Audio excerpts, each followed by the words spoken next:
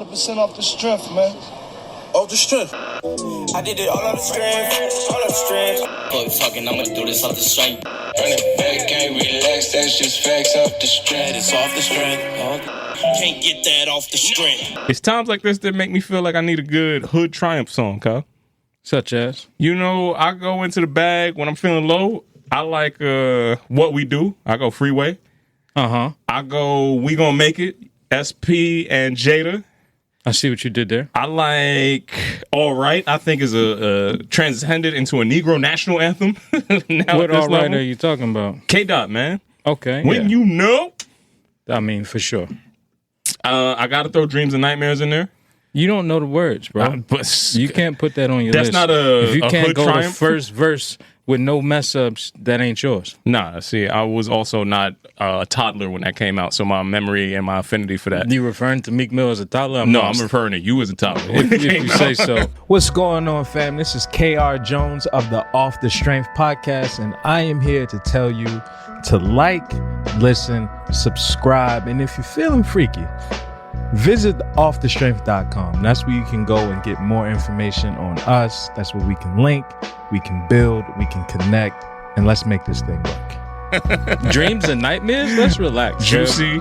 I throw it on there. What's some of your hood triumph songs, man? First and foremost, I want the people to understand that the hood is also where the good music came from. It don't just gotta be ratchet shit. No, I'm saying hood triumph. I ain't saying nothing about ratchet. I'm letting you know that They're I triumph got songs. My triumph song is "Take Your Time, Do It Right" by the SOS Band. You know what I'm saying? That's what I really need to rally to get my task done. You know, you're a little bit of an odd duck, as they say. You know, that's not really where I was going. But cool, I'm not mad at you taking your time, young man. Flamingo, you Wolverine, you take it easy. Whatever you got to do to make yourself better, man. I was going to ask you to follow up is like, what's an embarrassing song that makes you feel good? But I feel like that's just in your bag, bro. Listen, if we talk an embarrassing song, I would say Little Chicago, that Graham Nash, you know what I mean? No.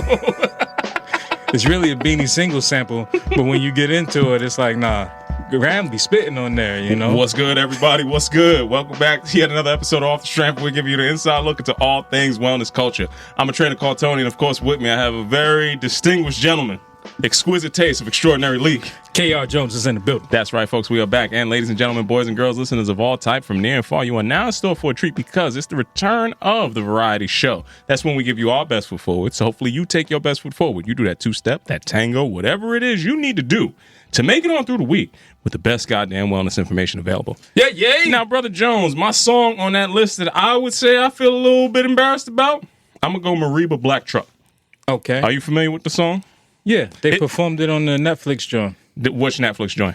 The Rhythm and Flow, they brought it back. Mariba performed that song, and then a young lady rapped and added a verse to it. See, I didn't know that they had all of that going on. I definitely see that as like a rom-com ass song. It's like one of them songs that you can see at the end of the montage when the girl realizes her value and she goes back in and she's like changing her whole life. And for whatever reason, that be making me feel good. So it's like, I need that. It's a superhero story, you can man. see me in the all-black truck too, yo. I could do that. I mean, I like to also go into my Master P and Silk the Shocker and Ain't My Fault bag. That's really where my heart be at. Listen, just tell me how your week was, man. Early, it ain't my fault. Early Mystical, he had them bars. You're about to get yourself in a lot more trouble than you need to. But go ahead, keep telling me how good Mystical was. You take it easy. My week was actually pretty good, Tony. Okay, I don't know about none of that nonsense that you're talking about. I'm just giving people my eclectic music taste. This is your taste, if you will. Okay. My week actually was about refilling my own cup. And I feel like as I began to really enjoy my me time, because a lot of my clients, actually every client that I train right now, I have like a roster of about 4 people. Okay. Everybody was away. Mm-hmm. So it's like, damn, all this time that I typically give out in the mornings, I have for myself. And I really took that time to lend a helping hand. I ended up subbing for another teacher in the yoga studio this week. And, you know, I got a chance to teach into a room full of new folks. Okay. You know what I'm saying? I got them moving. They was like, yo, you kicked my ass. I'm like, you're welcome. And that was my week. I love that for you, man. May your cuppeth continue to runneth over, Brother You Jones. know it. You know, I took my time. I did it right. You know, I'm gonna let you get that off. See, you don't know nothing about that SOS band, man. Listen, you know? I'm not mad. I knew what you were And saying. a good cowbell. You know what I mean? It's not in you. Okay. I'm gonna let you get all of those, all of that out. I'm glad you got that. How was your week, brother? My week, in summation, Kyle, has been about measuring forward progress, bro. I'm gonna be honest with you.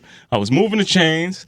Initially, I was looking for a certain level of acceleration to start off the year that I did not get to, based off of my own measure and based off of, just me being hypercritical of how I wanted to run out the tunnel. I told you it was Super Bowl weekend, January 1st. I was like, I'm ready to go. Okay. And now if I put my most critical aspects to the side and I look at the whole thing that I wanted to put into my practice for this year, I got to give myself a grade. I say I got about like 70% of what I wanted to accomplish in January, as we are now in the month of February when we are recording this. And you got to be your own best critic, right? Yeah. Before, Kyle, I used to see that 70% as an indication of something that was not successful, as an indication of something that might have been akin to failure. And now I see it as about only being 30% away from where I want to be, Kyle. See, on a day-to-day basis, I've been making my own progress and I've been making my own history, bro. And that's going to be the thing that I want to talk about coming into this ATP. Kyle, I feel like I am making personal history every goddamn day I wake up, with my focus and my intention being on changing what my health my health output, and all of my impact that I choose to have on my community around me. I'm trying to make that my mission, right? And in the year 2025, Kyle, I gotta let you know that we must not take anything for granted, bro. Historically, people used to be mad when February came around and they said that we was only going to get 28 days, 29 in a leap year, to celebrate Black History Month. I want to let you know we are on the verge of losing a whole month of February in general for us to be a dedicated historic celebration. So now, people think it's all fun and games until you realize that the Gulf of America is a real thing, Kyle. Yet and still, I want to make sure that Black health remains the utmost priority to me. And Brother Jones, I got to ask the professional this week, a wellness professional such as yourself, what does Black health mean to you? And how can we continue to connect it to Black history as we go forward? Wow, that is a hell of a question. And I used to think of a question like that as pressure. Nowadays, I realize I've done the work and I can only speak to the work that I've done. Black history and Black health to me looks like sustainability. It looks like being mobile. It looks like being the highest, the best version of yourself and putting that best foot forward. That's what we talk about once a week on this podcast. It's really about the steps that you need to take to continue to put your best foot forward every single day, regardless if they're trying to take our month, regardless if they taking that extra 29 in a leap year. You know what I mean? Yeah. Like owning that. And when I speak of me specifically, I can only think of the history that I've done. And that history being, I created Bike Yoga, a community offering for cyclists of all kinds. We had people with their personal bikes, people renting city bikes to pull up and do this movement with something that they enjoy doing, right? Like I look at that as like, that's an offering for the community. I've graced stages full of audiences all around New York City having wellness conversations, right? In churches, in podcast studios, in, speakeasy spaces in the bottom with footage I'm never going to see again. But like, we've had these wellness conversations all around. In every room, I felt like I got a W in that room. I've recorded over 300 episodes and podcasts. We had the privilege of interviewing interesting wellness professionals, celebrities, athletes, entrepreneurs, artists, and activists to tell their stories, right? Last but not least, I've been a pioneer in this kind of athletic space, mindfully using marijuana while holding spaces for mobility and teaching yoga, all up under the Organic Thug brand, because that's how I packaged it. If you want to talk about history, I've done it. It's a matter of time for somebody to see the shit that I did, read about it, and get inspired. Well, the best way to do that is be your own advocate and keep telling people how you making history every single day, regardless of asking anybody for the permission to do that celebration of your greatness. And that's exactly what I would advise anybody outside of this room to be thinking about. We don't need nobody's permission to celebrate whenever you choose to celebrate greatness, right? So I look at advancements made in health tech. Specifically, we talk about a lot of health tech on here. Kyle, I wanted to go out of my way and shout out Ashley Wisdom, founder of startup health in Her Hue, looking at historically where health has impacted and changed the outcomes for African Americans in particular. If you're looking at the Tuskegee experiments all the way through to all of how women's health history has been developed, we have been underwriters of where America is today in the healthcare system, and we won't get the level of celebration that we deserve rightfully. The sacrifice has been made at a untold level, right? So when you see somebody taking it on themselves and being like, you know what, we can't cure this institutional situation looking for somebody else to fix it, so I'm going to go out of the way and I'm going to make my own intervention, and this is how you're going to really try to ease people into the right directions. I look at that as an example of celebrating our greatness. And then I say our job is to make it a part of everyday normal conversation, man. Yeah. I look at brothers like Redman talking to Sway and saying like, yo, I eat for my health and I eat for my performance as a normal part of his conversation is a beautiful thing. Also seeing Method Man lives in the gym, may or may not put hands on you, so watch him when you're in there. Want to clear up and shoot that man some bail. Nah, I think it made sense. The man who he put hands he did on, what he needed to do. put hands on that man's daughter. That's a strong black father right there. That's Exactly. salute that man for doing what he needs to do. Much like these other brothers in there, the Locks is going to tell you about their health practice whenever they have an opportunity to, especially the brother Styles P, you know? So I see all of those things and I champion them as, hey, the more we make it normal, the more we make it a part of our lives, and the more we continue to find people who are at that forefront, Kyle, we got to just keep doing our thing to celebrate them, champion them, regardless of what the month look like, bro. That's a fact, man. I couldn't agree more. Brief shout out from me. Are you aware that there's an app called the Nile? No. The Nile is a branded app that's been developed and designed, bringing all the features from our website directly to your fingertips. It's basically a market for black-owned businesses of all types. So it's like apps called the Nile, whatever you need, you can look it up. So I got to shout out that for existing, because I saw a little TikTok of that the other day, if you will. The Nile. Yeah. Like the river. Exactly. Okay. Nile, you know what I'm saying? You know, go do your thing. Tell them I sent you. All right, man, I appreciate that. And after we go check out the Nile, you know, we got to get into a little bit of this good. We got to get into a little bit of bad. All right. And we're going to talk about some ugly this week, Kyle. It's time for this week's episode of Ripped from the Headlines. And first things out, Kyle, I might have to walk back how I felt about fitness influencers, Kyle. How so? I saw in an article from Fortune Well this week that according to the U.S., although we're lacking in a lot of areas, we are the most hydrated group of people outside of all of those in the world, my man. I wonder why. We are consumers of the most amounts of water, so that's accounting for everything that is going to be like your daily drinking average all the way through to how much you're washing and bathing yourself. Comparatively speaking, the U.S. would use somewhere around like 57.5 ounces of water per day, where other averages are going to be around 30.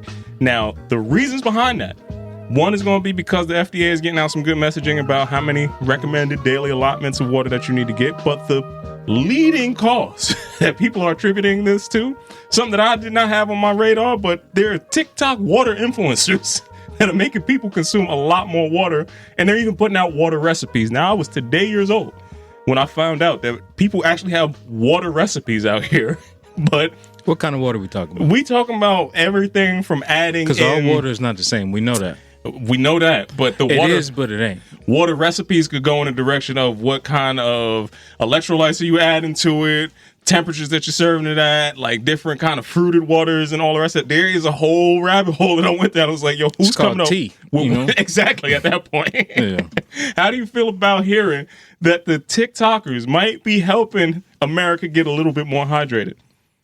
I didn't know where you would take me with this story. And when I think about it, absolutely not. I think about water is a pivotal, essential need that we need as humans. I'm happy to hear that majority of the people are hydrated. I would blame that on all of these liquid assets that's been popping up all around from all these different beverage companies.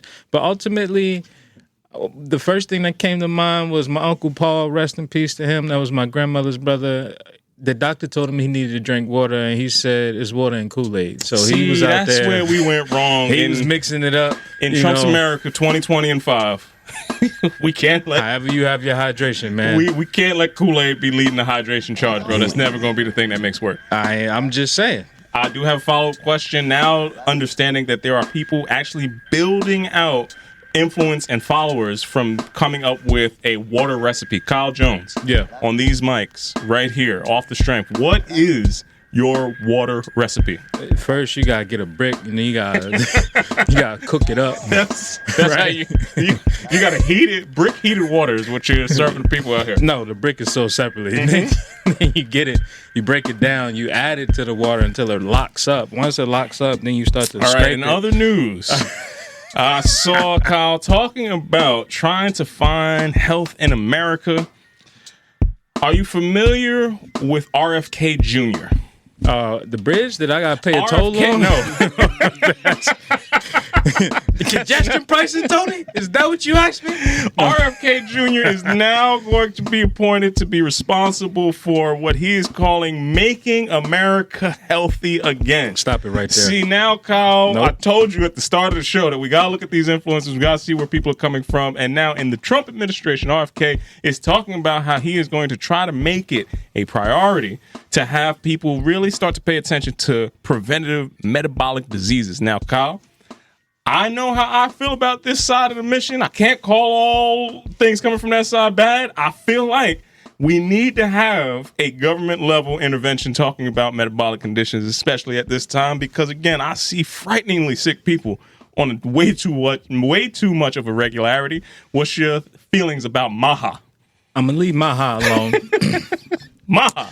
I'm not doing acronyms. I'm not putting it on a hat or clothing and wearing it.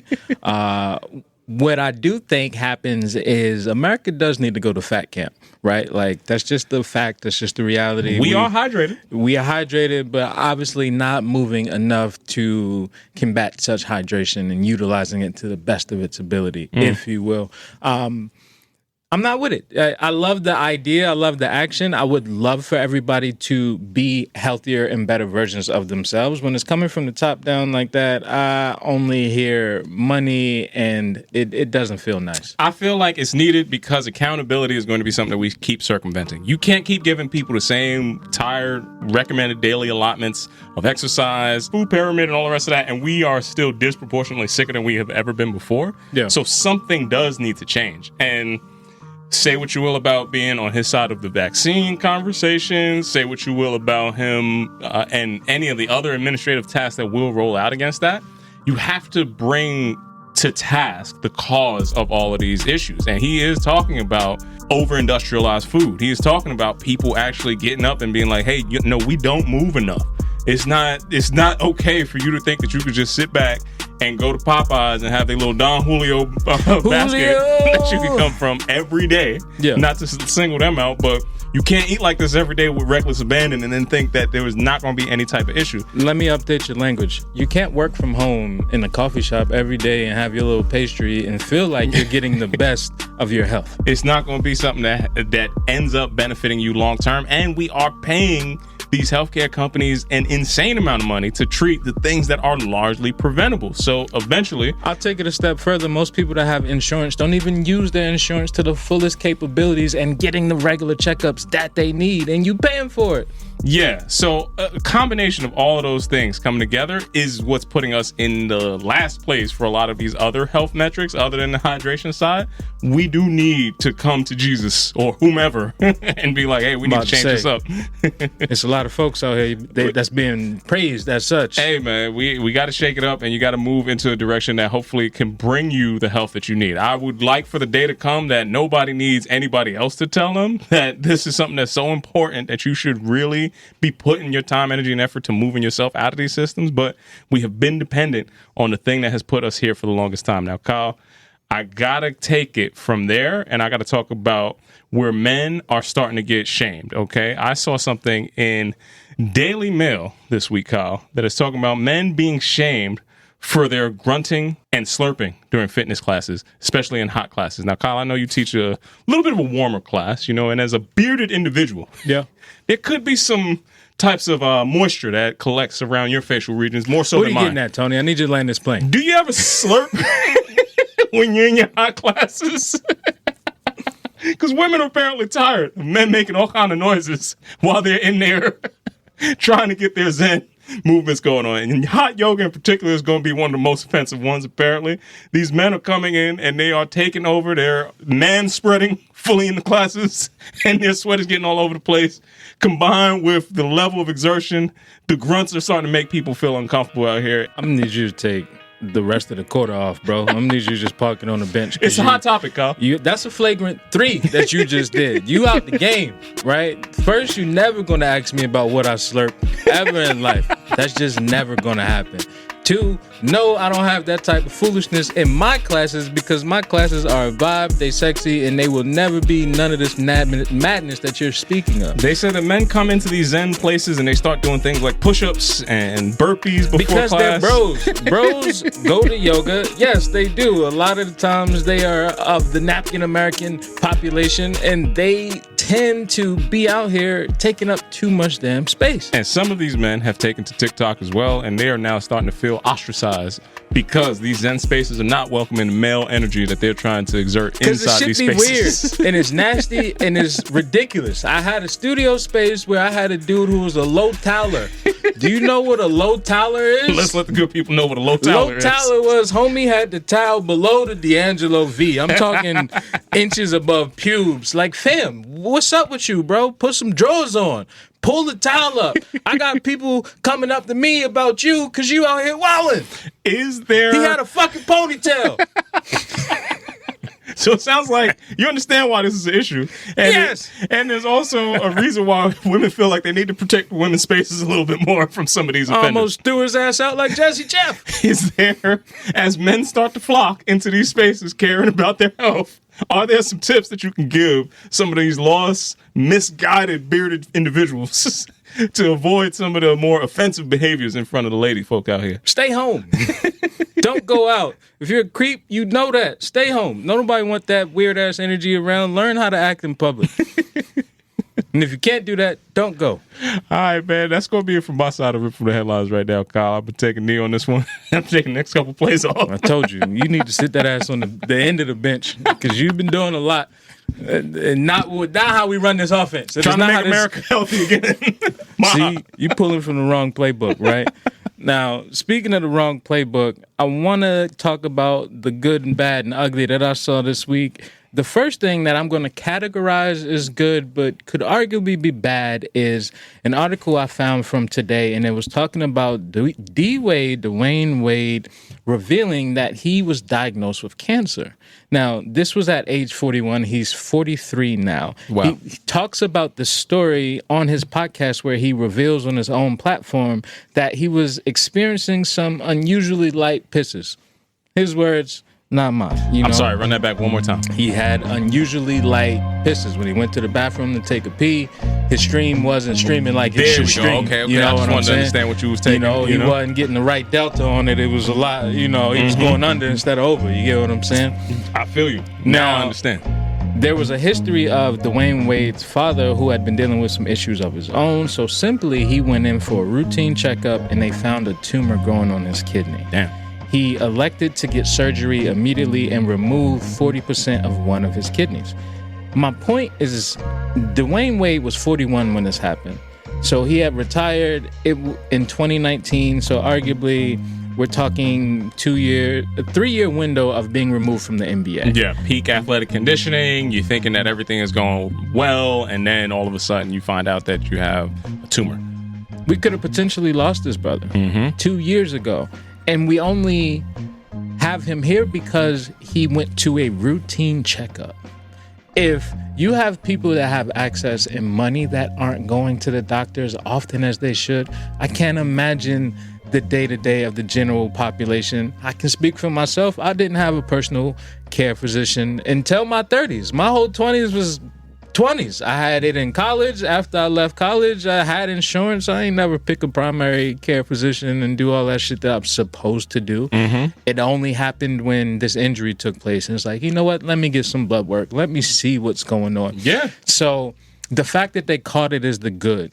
The bad is I don't want to wait for something to happen, to grow, to kill me when we could have got it early. Yeah, I was joking earlier about the whole preventative strategies and, making America healthy again. But this is a part of that, is understanding what diagnostically you should be having access to on a regular basis. Because the prevention is in the way that you live and also how often you're checking against something going wrong. Yeah. So regardless of how we feel. Because it's not a if, it's a matter of when, based upon just the food that we've been given, the lifestyles, the way that the world has changed. Our natural stress levels from 47 who in here tweaking like he on that crack rock. I mean, yeah, on a day-to-day, when you have your cortisol levels as high as most people report, when you have any of the biomarkers that are going to be things that suppress your immune system, there are going to be instances where you have ability to have higher exposure to things that can harm you. I'm not going to say that that's why he was there, but if that's by and large how most people are walking around, then we do have to pay attention to what it means to have preventative screening. Men in particular, black men even to a higher level. Yep. It's been stigmatized to have some of these methods of care and methods of tests run. A lot of people, my age group specifically, you start to get to that 40, a lot of dudes is running away from the finger out here. Yeah, man. They don't want Listen, you got to bend over and cough on the next level. We lost the sign on that one. But everybody, hey, listen, man, I didn't come up with the exam. It's a lot of dudes running away from that prostate exam, and I'm telling you right now, that low flow is going to be an indication of something that is not going right, man. So, hey, there's other ways that they could test, but there is a reason why that is the leading test, and there's a reason also why most people who are like, nah, we ain't doing it. Yo, fam, 41, they caught that. That's only 3 years removed from where I am currently today. So, hey, you need to get these things. You need to have them screened, and we need to take away some of that stigma about it, You don't need to say it like that. Running away from the finger is a little sensational. Listen, I'm going to tell you how I was informed. You just put me down this anecdote briefly. One of my first clients back in the day when I was working in that box gym, we won't name that space, it was a black dude, self-made millionaire. He did real estate, flipped all his money. Yeah. He was telling me that he was having issues with his prostate because he was getting too many BJs, if you will. You know what I'm saying? That's a wild one. I was like, that's a wild one to put on. It's like, yeah, man, it's just all day, Now, I'll also mention that this brother, would come to the gym in a rollie. His wife didn't really come to the gym like that, but he had another young lady whose membership was paid for, who was in pristine shape. It sounds like you just snitching right now. I ain't saying no names. I was looking for the moral of the story. The moral of the story was talking about the prostate, where he told me that that's what you need to watch out for if you're getting too many of them jobs. You know what I'm saying? I don't know what like type Steve. I don't know what type of Bagger Vance Negroes you was hanging around. But his trick knowledge. I can only speak about what I know. You know what I'm saying? He might have been throwing out some false information on here. He was a true player back in the day, man. You gotta respect it when you see it. I ain't mad. Now, what's interesting, before we got off the rails a little bit, we were talking about the Food and Drug Administration earlier, and we were talking about the moves that they were making. I did see an article from the Wall Street Journal, actually, and it was talking about the FDA is pushing for warning labels on food now. Yeah. Warning labels the same way you would see them on alcohol or cigarettes. My question would be, do you think it would be enough for people to rethink conscious food decisions? It depends on their age and what their ability to make the alternative is. So, meaning for the people who have already been dedicatedly committed to whatever the foulness is that's in that food, it's not going to change them at all. Much like they put the biggest sign of all types of foul stuff on the side of cigarette cartons, and it don't slow nobody down at all. It tells you you're going to have lung cancer. But and it shows you what the lung cancer looks like. Pregnant women shouldn't participate. Yeah, look at this small ass baby we put on the side of here. Come out irregular. All of that shit on the side of a cigarette package does not deter anybody who was already committed to doing that. But how many people are still picking up cigarettes like they were at the peak of cigarette time? It's decreased the numbers by and large, right? Yeah. I think the same would happen. They tried to run this play in New York, I want to say close to like 10 years ago or so, and they were trying to put like the soda and stuff, the soda limits, the big beverages. calories, like they wanted to put all of that stuff in bold print on the side. That's a Bloomberg administration and error. it just made it look like a great design. Yeah, and then they were just like, get him out of here. Where's my 2 liter? I want my Shack Attack back. Give me all of that. Right? Damn. So for everybody that's my age, our age, and probably older, you're not going to change their life. But the hope is to try to make the averages even enough for the people that are going to come afterwards. You can have a bigger level of intervention for people who see that at like, oh, I don't have the social programming to make me want this, and this is messing me up. Yeah, no, I'm not doing that. And you see those trends play out in the amount of young people making more health conscious decisions. It's madness is what it is. Brief anecdote, since we're here on the off path today. I was thinking about Arizona iced teas. Remember those in the corner store? When I was younger, I used to think they were alcohol because that was the only thing that was shaped like alcohol can. I was like, yeah, I'm not buying those. Like crooked eyes. I was like, nah, that's looks like the Mad Dog. Yeah, whatever it is, Mad Dog. You know, the St. Ives, all that jazz. I'm not drinking that. So one day I'm like, you know what? Actually, let me see what it is. I was like, oh, this is great. My world changed. Adult me now finds out that like the sugar in one of those Arizona beverages is about as high as your weekly allotment. Yo, you gonna knock down 5 of those in the course of a week. Just understand why your life now you a month. Sure. You's a month behind where you need to be calorically, just in sugar intake alone. And you wasn't drinking that without having something else to wash down. You was having that with at least a honey bun, something, some kind of sandwich, chips, candy. That was in concert. It was working. It's madness, is what it is. So when I'm thinking about these FDA labels, I would hope that it makes a difference and there's some type of decline.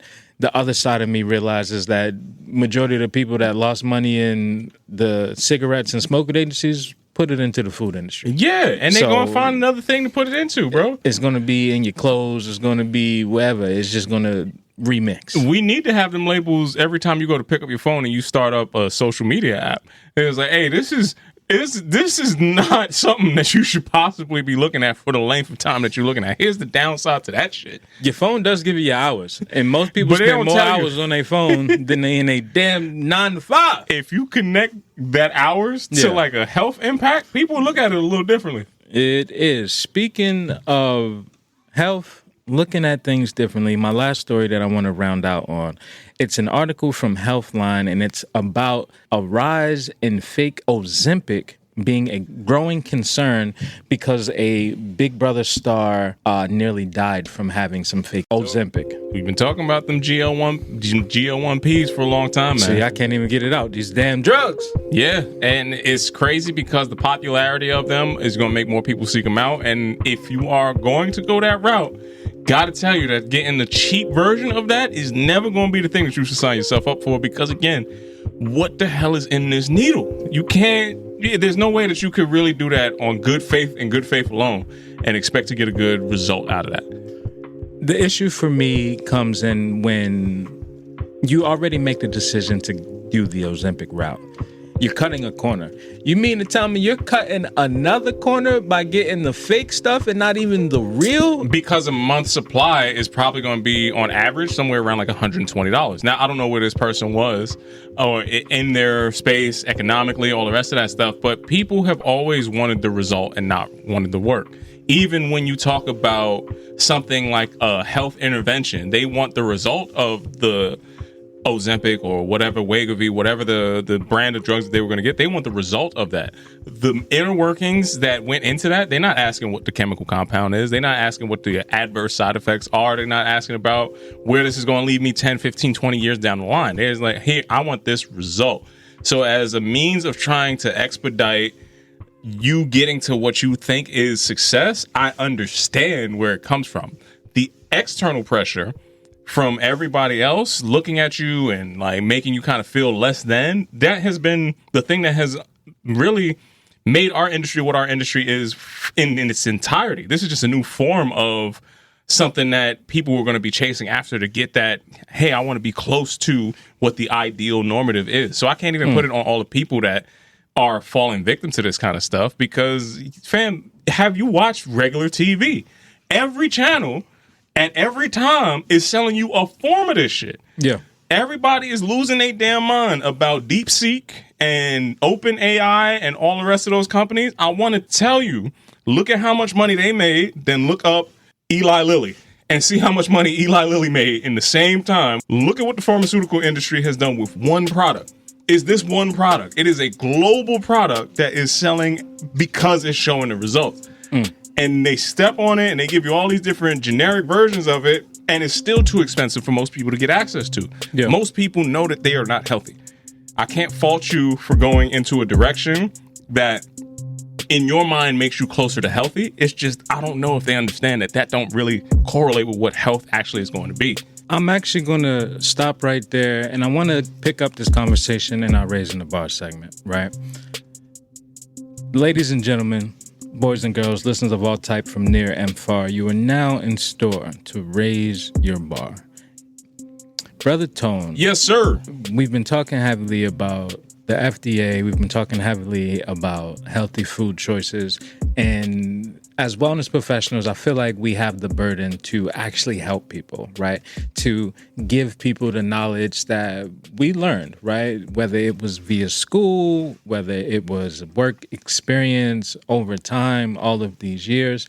And the question that comes to mind for me is, what is it really going to take for that switch to happen, right? Like for the healthier decision, the best decision that I can make, the conscious switch to really put your best foot forward. And the example that I can give when I was thinking about my own mother and what she was going through, I had to stop saying it and really do it. Right, I had to go home. I had to cook with her utensils. I had to go to her local grocery store and pick out the healthiest options that were available so that she could see this can happen, right? It took for me to bring salad to Thanksgiving. It took for me to introduce different types of fruit and vegetables, at least for someone to see it, to know that it could be a reality. But I feel a lot of people still struggle with being consistent with that.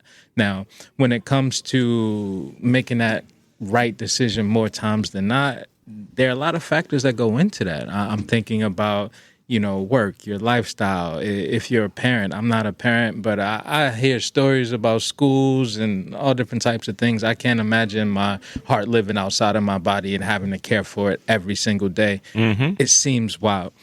My question to you, Brother Tone, is, as a wellness professional, and you see people that struggle with the consistency, whether they say it out loud or not, you see your friend that's gaining more weight, you see your friend that's visibly stressed and not as happy as they once were.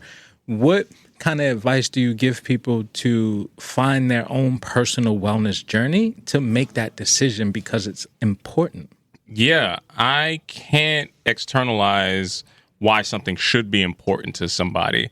And I can't give them the level of passion and dedication that I have to that as a cause.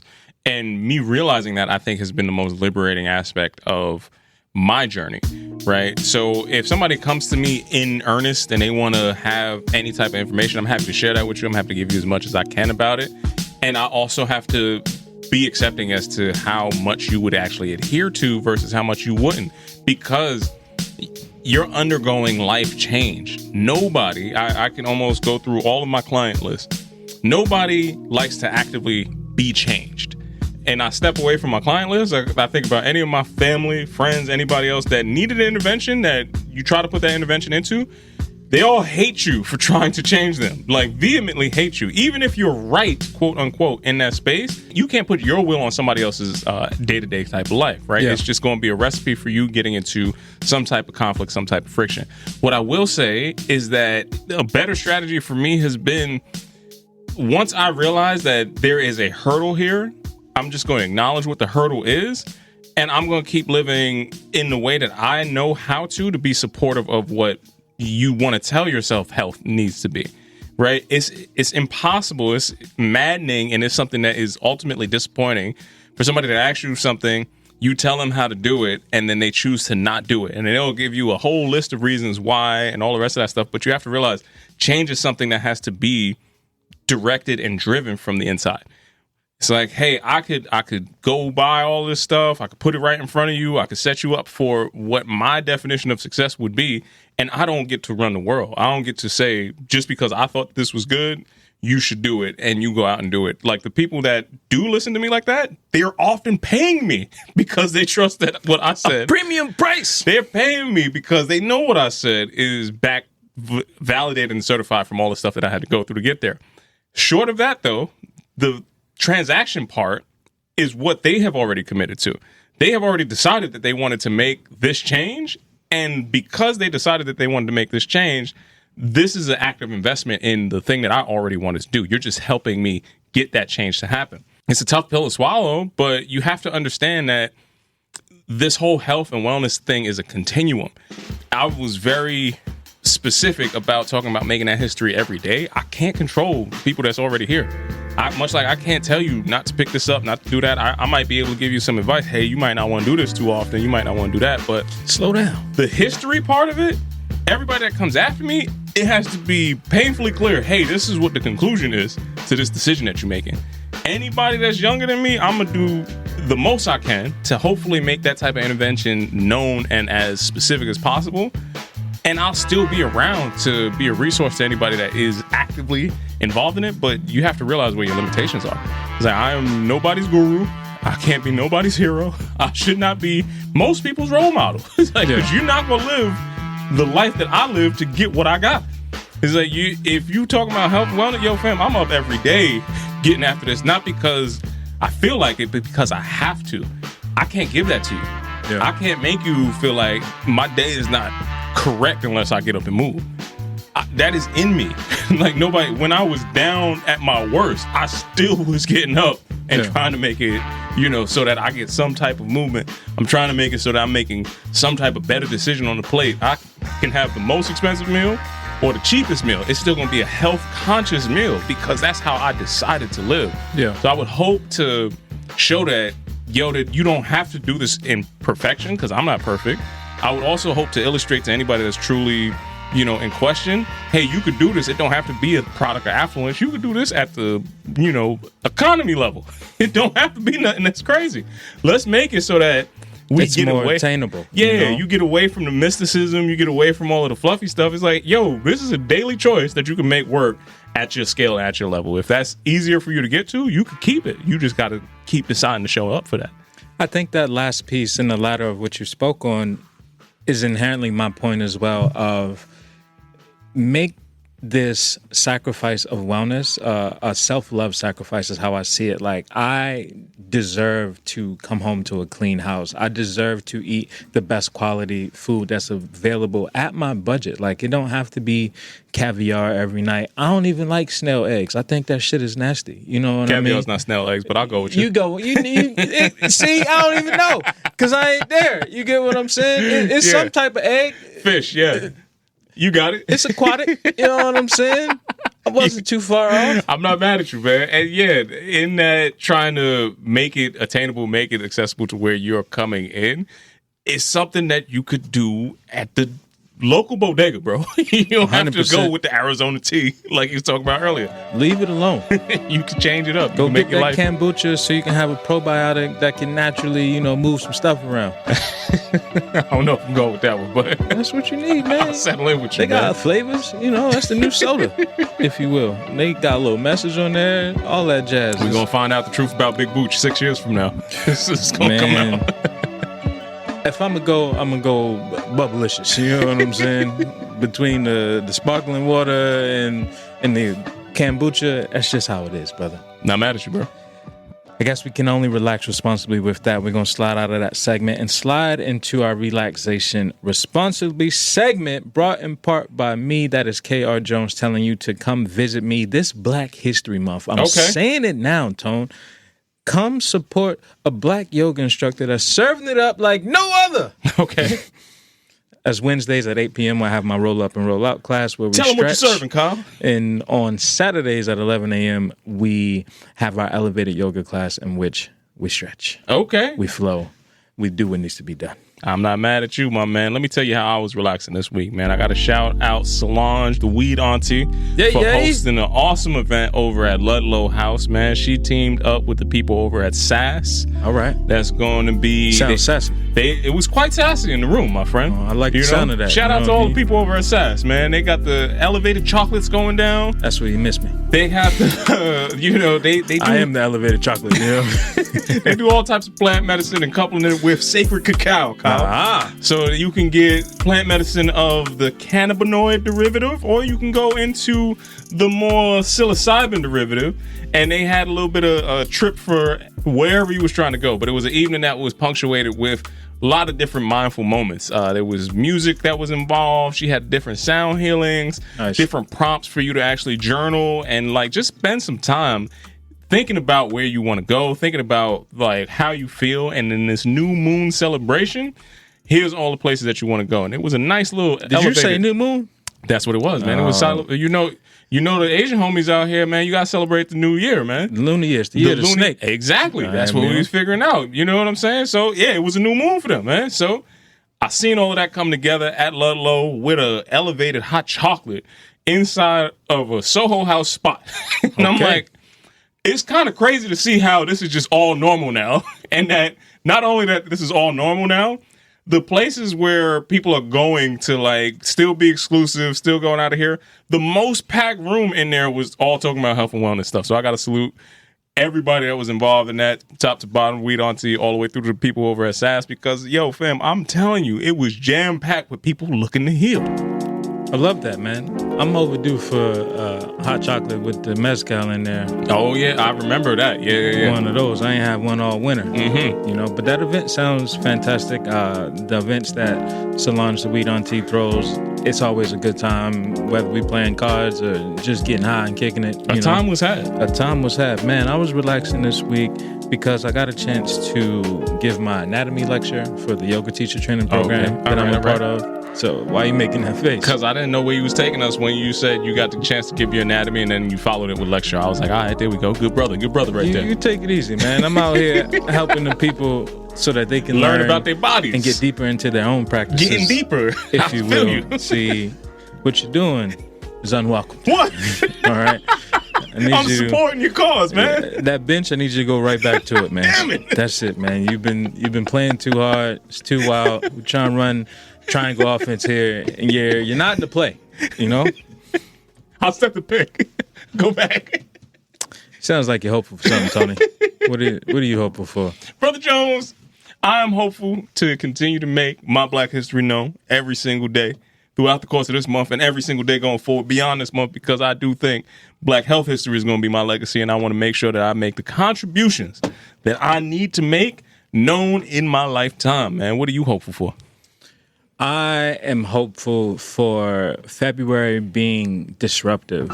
I want it to be a welcome disruption. When I think about what needs to happen, what I want to happen, where the world is, it's time to lock in for real, but really make some change. Well, you know the best way to do that.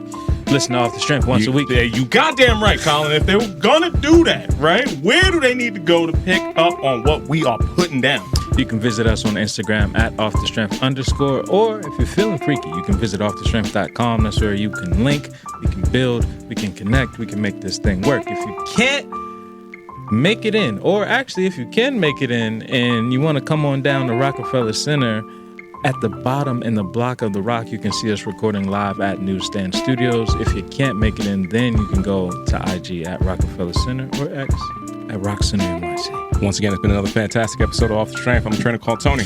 KR Jones. Peace and much love to y'all out there. Until next time, we'll see you soon. Peace. Good. Grit. Dynamite.